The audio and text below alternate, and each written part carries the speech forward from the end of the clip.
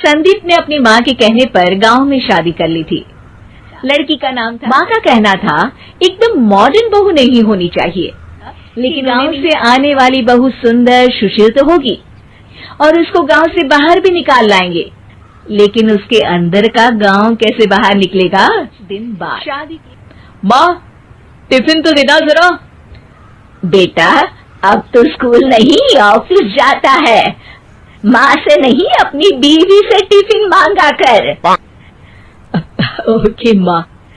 Sunita, tiffin ले आओ। 1 kilo tiffin, इसके अंदर पिस्ता डाल दिया है। पिस्ता? पिस्ता क्यों? सास जी ने बोला था ना कि आपको पिस्ता बहुत पसंद है। ओहो, मैंने पिस्ता नहीं पास्ता बोला था, पास्ता। पास्ता? कहीं होता है पास्ता? अरे बेटी तू रहने दे, मैं बना दूंगी। अच्छा किया कि पाव भाजी बनाने का नहीं बोला, वरना किसी के पाव बना देती है। सुनीता को बुरा लगता है, लेकिन उसकी नादान हरकतें कम नहीं हुई। एक दिन, अरे तुमने ये क्या लगाया है? अरे आप वो फूस फूस करके लगाते हैं ना, वही। डियो? का दियो? किसको दियो? अरे वही ना जिससे खुशबू आती है। हाँ हाँ, सही पकड़े हैं। अच्छा लेकर तो आना। कौन सा डियो लगाया तुमने? अभी लेकर आते हैं जी। संदीप की बात मानकर सुनीता अंदर से खुशबू वाला फुसफुस लेकर आती है। OMG! OMG मतलब ओ माय गणेश ना। अरे OMG छोड़ो, ये खुशबू वाला फुसफुस की बात कर रही थी तुम? हाँ, इसी की। फिर से सही पकड़े हैं। अरे देवी, लेकिन आप सही नहीं पकड़े हैं, ये डियो नहीं है। डियो नहीं है तो क्या लियो है? अरे ये रूम फ्रेशनर है, जिसको कमरे में छिड़कते हैं, खुद पर नहीं। कोई बात नहीं, माँ कहती थी आत्मा किराएदार है, शरीर एक किराए का कर्म। हम शरीर पे ये डाल लिए तो क्या? अरे बहू, ओ बहू, मेरे लिए फल तो ले आ, फिर मैं बाजार जाऊंगी। सुनीता अपनी सास के लिए फल लेकर आती है।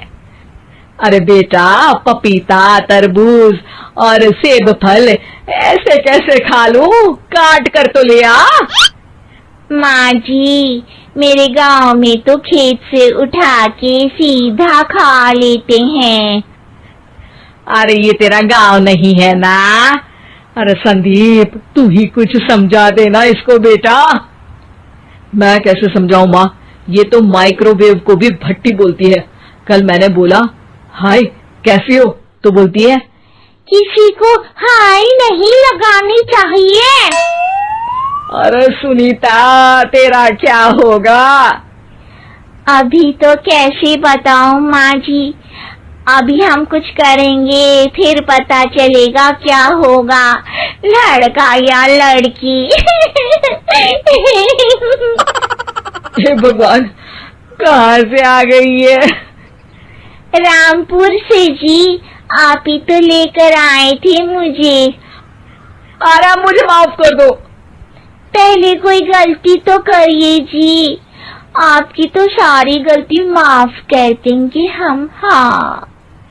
अरे बहू, मेरी बात सुन, फल यानी कि फ्रूट जब भी लाए ना तो काट कर लाना, ठीक है? जी ठीक है माँ जी, फल यानी फ्रूट यानी काट। सुनीता रोज ही कोई ऐसी हरकत कर देती जिसकी वजह से उसे घर में 2 बातें सुननी पड़ती। एक दिन, माँ मेरे बॉस घर पर आने वाले हैं शाम को, उनका बर्थडे है, फैमिली साथ नहीं रहती उनके, तो यही पार्टी कर लेंगे।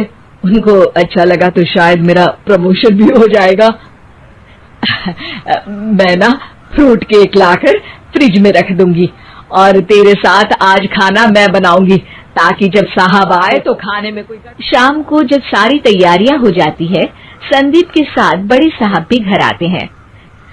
आप फ्रूट केक तो ले आना बहू, फिर खाना खाएंगे। अरे इस सब की क्या जरूरत थी, आपने बुलाया वही काफी है। सर, आपका परिवार शहर में नहीं है तो हम ही आपके परिवार जैसे हैं सर। इतने में ही सुनीता फ्रूट केक लेकर आती है और बड़े साहब की टेबल पर रख देती है, और जैसे ही केक के ऊपर का बॉक्स हटाती है, ओह, ये क्या है? केक तो कटा हुआ है, मैं तो ऐसा नहीं लाई थी। आप मुझे शाबाशी दे सकती है माँ जी, मैंने ही केक काट दिया। आपने कहा था ना, फल यानी फ्रूट यानी हमेशा काट के लाना, तो फ्रूट केक भी तो फ्रूट ही है ना, तो मैंने पहले ही काट लिया। हूँ ना मैं समझदार। अरे बहू, ये क्या किया? केक हमेशा वही काटता है जिसका जन्मदिन होता है। तुझे एक बात भी समझ नहीं आती, एक नंबर की बेवकूफ है। पूरा माहौल बिगड़ चुका था। संदीप को लगने लगा था कि साहब उसे प्रमोशन तो दूर की बात है, कहीं डिमोशन ना दे दे, लेकिन साहब बीच में ही बोल पड़ते हैं। अरे कोई बात नहीं, ये इनकी बेवकूफी नहीं है, इनका भोलापन है। बेटा आप कहाँ से हो? रामपुर गांव से। अरे वाह, गांव से? फिर तो आपके गांव में ताजे फल और सब्जियां मिलते होंगे। हाँ सही पकड़े हैं, काटते भी नहीं सीधा खा लेते हैं। मैं ना एक बार तुम्हारे गांव घूमने जरूर चलूंगा।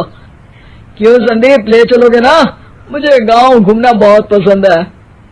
बस फिर क्या था, संदीप और सास दोनों खुश हो गए क्योंकि गांव की बात करके खुश कर दिया था। अब संदीप का प्रमोशन पक्का था। शिक्षा, कभी भी किसी भी गलती पर घबराना नहीं चाहिए